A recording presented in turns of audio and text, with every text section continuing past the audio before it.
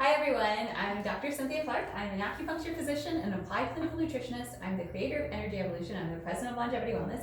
And tonight we are talking about essential oils for brain health.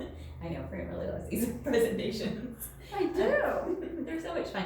I really had a great time putting this together. So the Energy Evolution class this month was focused on brain health. And we took some time to go over some Chinese herbal approaches because Chinese medicine has a little different way of thinking about things like poor memory or dementia than Western medicine does. And specifically, we have a variety of differentiations, which means differentiations, which is our patterns of what we see. So for example, when we talk about memory loss, we might talk about, we're going to look into why that happens in the body.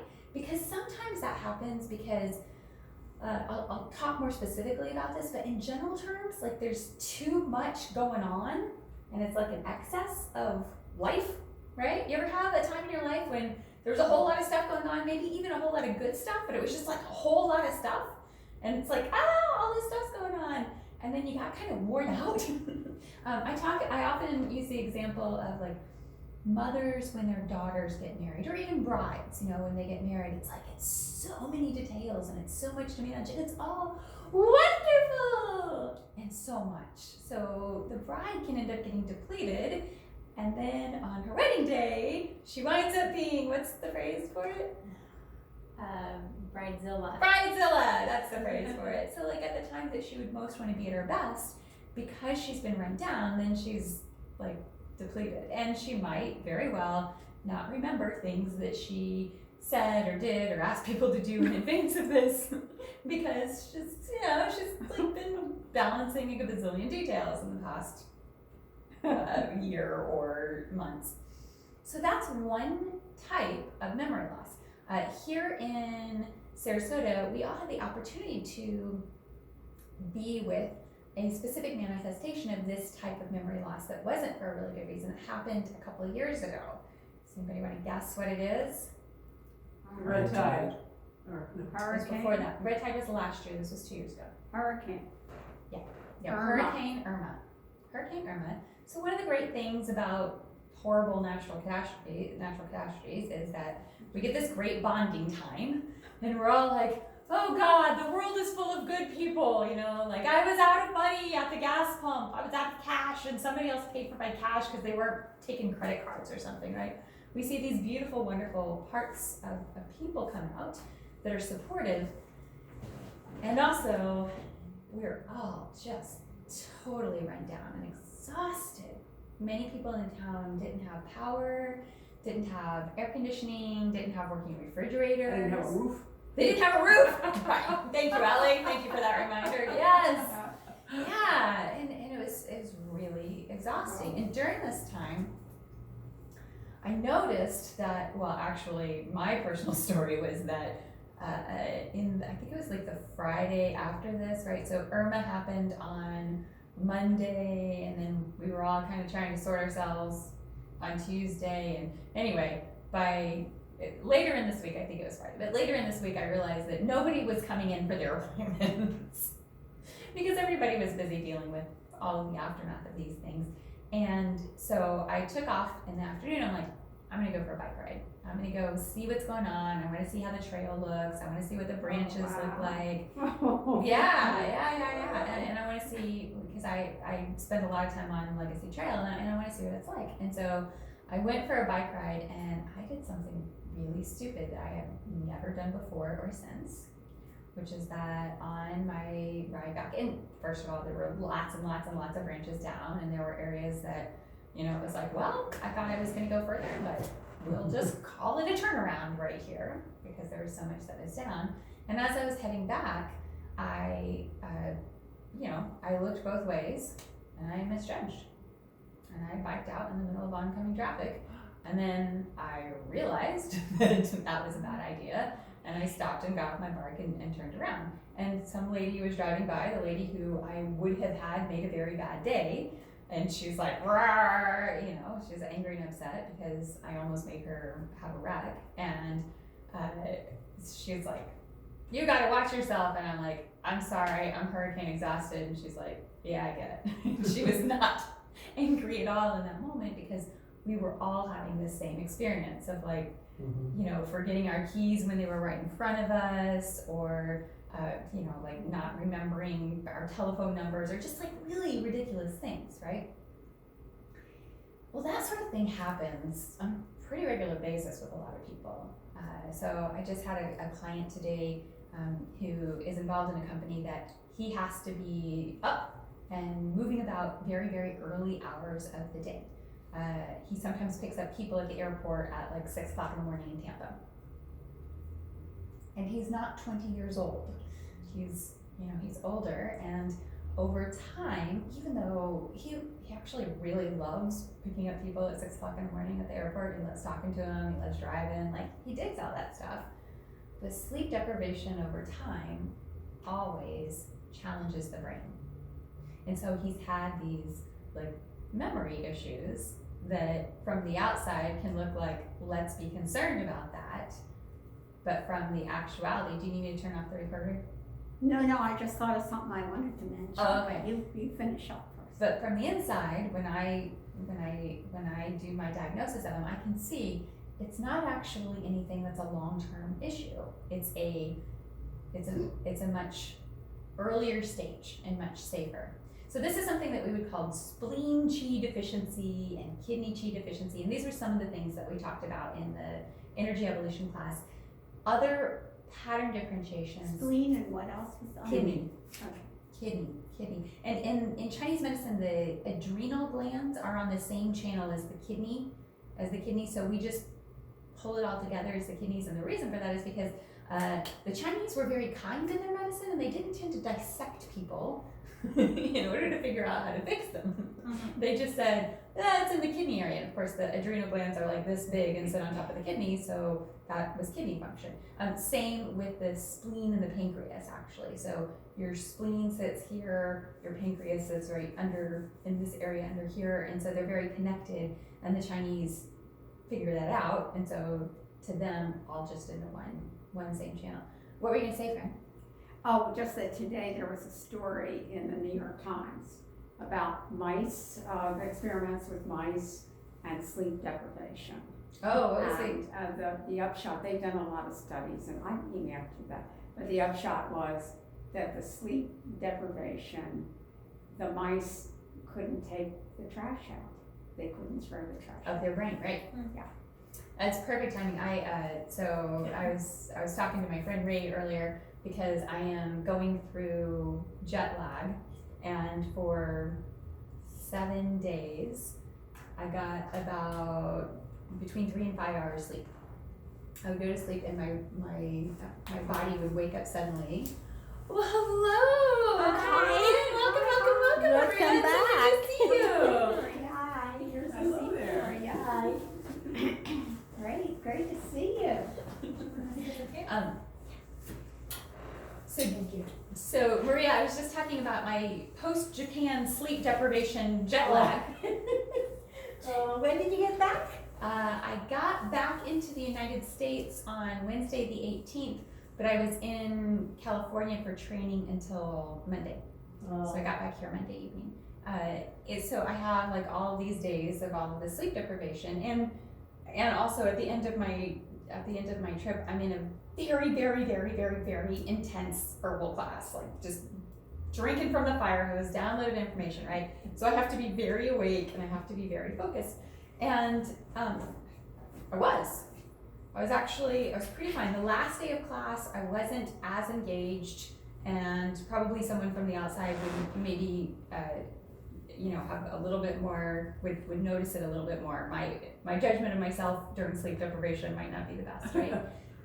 But I felt fine. I felt great. Even that night when I'm like, okay, I'm just awake. We're just doing the awake thing.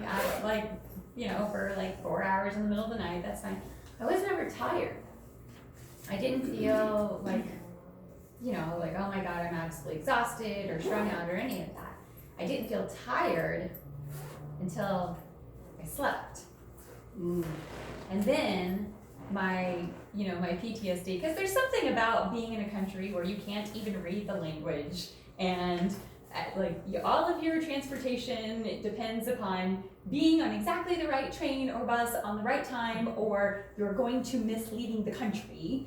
And if you are asleep on the plane when the plane lands, and just having that oh dear God, I have to make sure I get off the plane. Surely somebody sitting to my right, when I was on the aisle seat, somebody would have woken me up. But still, my brain was in hypervigilant mode, right? So I didn't get tired until I actually slept. And then my brain had the opportunity to start doing this catch up and this cleanup. We call it the glymphatic system of the brain. And I'm really glad that you mentioned it, Fran, because actually that's part of my presentation tonight. Aren't you just the sultan of segue? So I am, as an engineer turned Chinese medicine practitioner, I really dig studies, I really dig information. Essential oils is something that a lot of people, it's out in our society, it's easy to get. A lot of people have access to, most people use it or have some around their house. And so I wanted to present some information to you in a little bit different way. This is a brain scan of someone who took cedarwood topically, both before and after. And you'll see up here on the top, this is before and after scan. You'll see up here on the top, this is the, sorry for the resolution, this was the way that I got it. You'll see up here, this is actually the back hind part of the brain.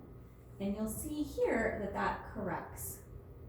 That the inflammation that was back in the hind part of the brain corrects. So the red is inflammation. Mm-hmm.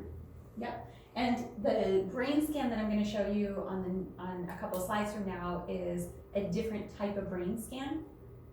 This is from the type of brain scan that's done at the Amen Clinic. So we can see very specifically where this particular herbal nutrient affects the brain in this case. So we see decreased activity in the back of the brain. We see improved stress response. We see decreased hypervigilance. So if I'm traveling through Japan and I have to be on exactly this train and exactly this time, do you think I'm hypervigilant? Mm-hmm. Yes. And so that's why my body was having trouble winding down. I reached out to Ray during this time and asked for some support on SRC. And can I share what you said at first with me, and then what you said when you were on SRC? He said, well, just be attentive, just take care. You might be worried about coming back into clinic and all the things you're going to have to do when you come back. And I checked in with myself, and I'm like, I'm not really getting that. I energy measured. I'm like, I'm not really getting that. But what are you getting? Sometimes I have blind spots. So I'm like, what are you getting? And he ran on an SRC and he said, no, actually it's just physical. What's SRC? The computer program that I use to assist the medical qigong that I do with our clients, and Ray's going to be talking more about it in just a little bit. So I'm sharing a couple studies with you. This one is on cedarwood for sleep. So perfect segue, Fran. Why is sleep important to our brain health? I used to know that, but I forgot. Why is sleep important to our brain health? Restoration. Yeah. What happens during the nighttime in our brains? Gets rid of what the article said Mhm. was memory that is not essential. That's what these folks found with studying the mice. It's very interesting. It's in the New York Times today. So, yeah. Perfect timing. It's like they knew that we were getting this what presentation. determines what's essential? Your ego? I know, right? Probably, well, there's a lot about how people are wired. That's why we do a lot of work in that direction. Interesting. Yeah, so one of the ways that we talk about is we talk about the, in your body, what clears out the junk of your body. It's the lymphatic system, right? Does anybody know what the brain clearing out system is called? The glymphatic system. Oh, good. I don't have anything to write on, so I'm not going to have to write it because you already know it. It's the glymphatic system, and in the same way that our body clears out bugs, pathogens, our lymphatic system does. Our brain has to clear out those toxins that build up during the day. What happens if we don't sleep? Don't get You cleared know, out. yeah. That's right. Or you get like a little bit of cleared out. Anybody ever watch the Carol Burnett show? You remember the sweeper. It's like that. It's like, forget the super duper cleaning system. You just get like one guy with a shop broom, kind of half doing it, right? So that's what happens when we don't sleep. This study was done on the effects of inhalation aromatherapy. So what does that mean, inhalation aromatherapy? Through the nostrils. Breathe. Yeah, they're breathing it in on symptoms of sleep disturbance in the elderly with dementia.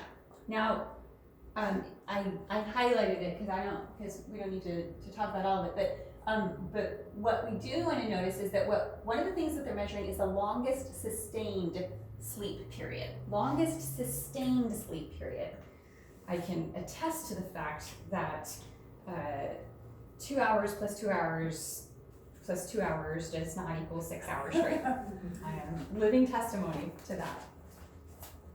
And specifically, and I just want to draw your attention to the fact a little bit about how studies are created. This is one study of 19 people for 20 days. So some of the different studies that we look at have different control variables. And the results indicated positive effects of inhalation aromatherapy on symptoms of sleep disturbance in elderly individuals with dementia. This one was specifically having to do with cedarwood. So Is cedarwood oh, I thought that was a place. It's a thing. it's a thing. Cedarwood is an herb or something? Yes, and I have Okay. sold out of my cedarwood right now, or I would pass it around for you to That's sniff it. okay. All right, cedarwood. Yeah. Okay, good. Next one that we're going to talk about is bergamot. If you would please, Allie, I don't want you looking at other reference materials because then you're not paying attention to what I'm Okay, doing. that's very true. Yeah. But you're welcome to copy pages before we leave tonight. In the next one, this is bergamot. Now, where is bergamot famous for? Where do you know bergamot? Earl Grey. Yeah, Earl Grey tea. So I'm gonna pass around my cup of tea and I want you to take a sniff of it and pass it on because that's what bergamot smells like. Bergamot is actually a citrus, a type of citrus, and it has that very distinctive smell that is what makes Earl Grey tea smell like Earl Grey. They also make a candy out of it. Is it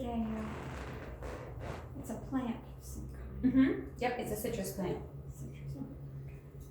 I just love Earl Grey. Yeah.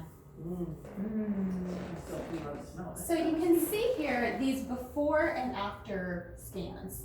This before scan, we've got all of this red that's coming up in the brain, right? Tremendous amount of inflammation that's happening here. And the after scan, look how much we decreased. This is like a 90% change. Amazing. 90% change. You said inflammation? Inflammation in the brain. Yep. How long did they do the bergamot before they got the results? I believe that this was a 2-year experiment. And that's drinking Earl Grey tea? No. Inhale. No, this is Oh. this is topical application of bergamot. Topical. Put it on your skin. There's a couple of really awesome places to put essential oils in general, and one of them is on a point called the Bubbling Well. Does anybody know where this is? The bottom of the foot. It's also known as The kidney bottom. one, Of the foot? the bottom of the foot. Now, I want to draw your attention. Wow. Who knew? So I want to draw your attention to a couple of things here about the studies, because it's important to recognize what kind of information that you're looking at. And for crying out loud, given that most of us get our news source off of Facebook and other, like, it's weird news these days, right? I mean, I don't know about you, but the last time I watched the television, that I was in a room that had television on throughout the day, they had the same story on, like, Over. 30 times throughout the day, right? So it's like, you want to pay attention to where your information is coming from. So take a look here and notice we summarize the effects of bergamot, which is extract, juice, essential oil, and polyphenic fraction on cardiovascular, bone, inflammatory, skin diseases, mood alteration, anxiety, pain, and stress. Why could they study so many things? Why could they publish so many results? And it's because this review, so this is not a study, A review means they're looking at many, many, many studies. This review included a total of 31 studies, 20 of which were on humans with about 1,700 subjects, and 11 in animals with rats and mice. So we've got a really big cross section here. It's not just one person in one place at one time. And so it's details about exactly how they did it, and here's what they found. Studies in animals confirm promising data on glucose control, also on increasing bone volume. So ladies who are paying attention to our bone density, bergamot on the bottom of your foot is a good way to go. It decreases psoriatic plaques. So one of the things that I have recently, over the past year, been spending a great deal of time and energy studying is skin diseases and dermatological conditions. And psoriasis is, of course, one of the most difficult skin diseases to treat, and responds very, very, very, very well to Chinese herbal formulas and also to bergamot.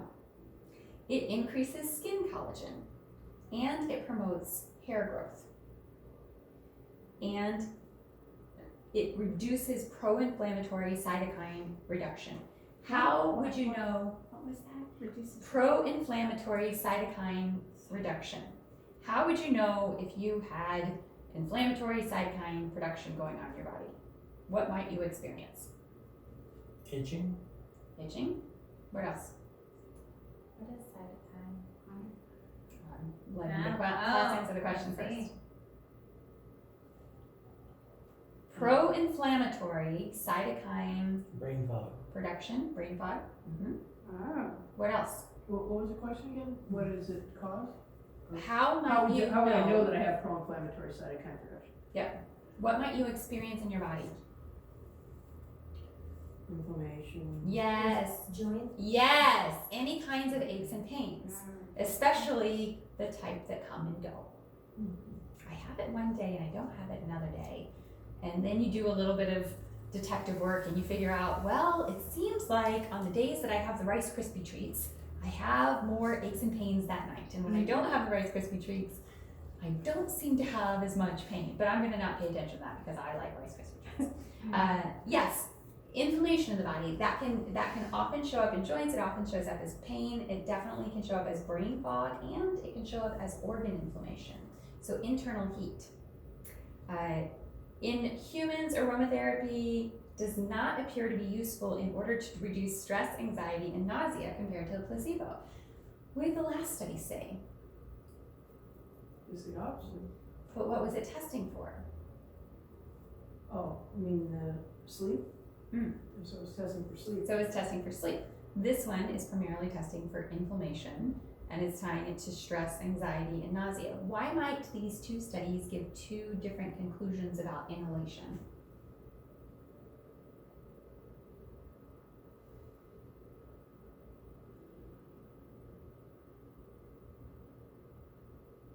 They're looking at different parameters. He's right. They're different parameters. What are the parameters? One is how long is somebody sleeping? One is how long is somebody sleeping? And then the other one is evidence of physical symptoms, Yeah, like like a condition. psoriasis and hair growth and stuff.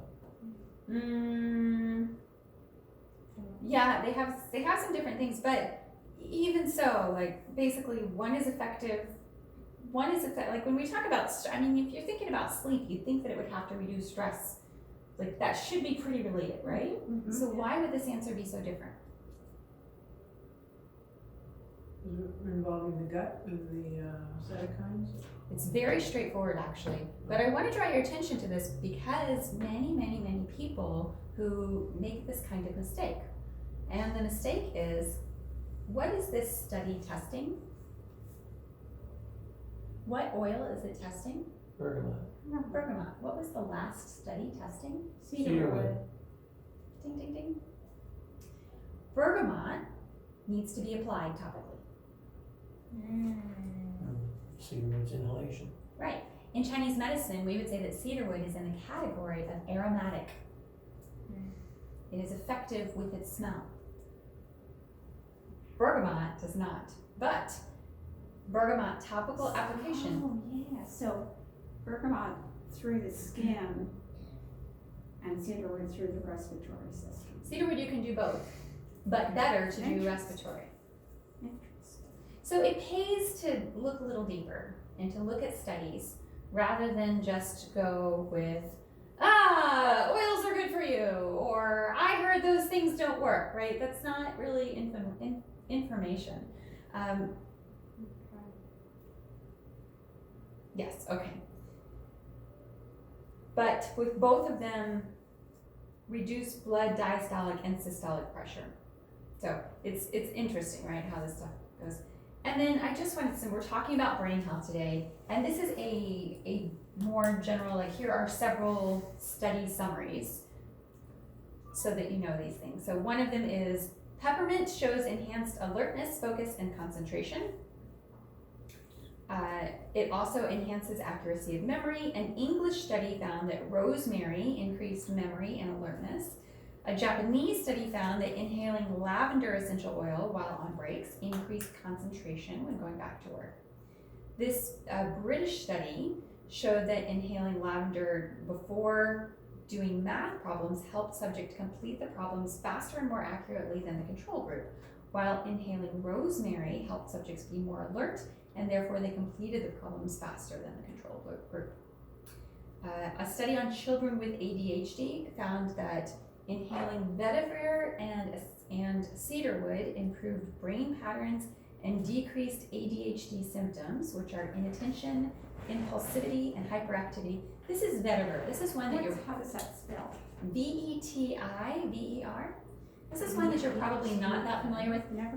By the way, a note about breathing in the essential oils, you want to waft because they're quite potent, and sticking your schnoz directly over them can be a little uncomfortable. So you want to waft.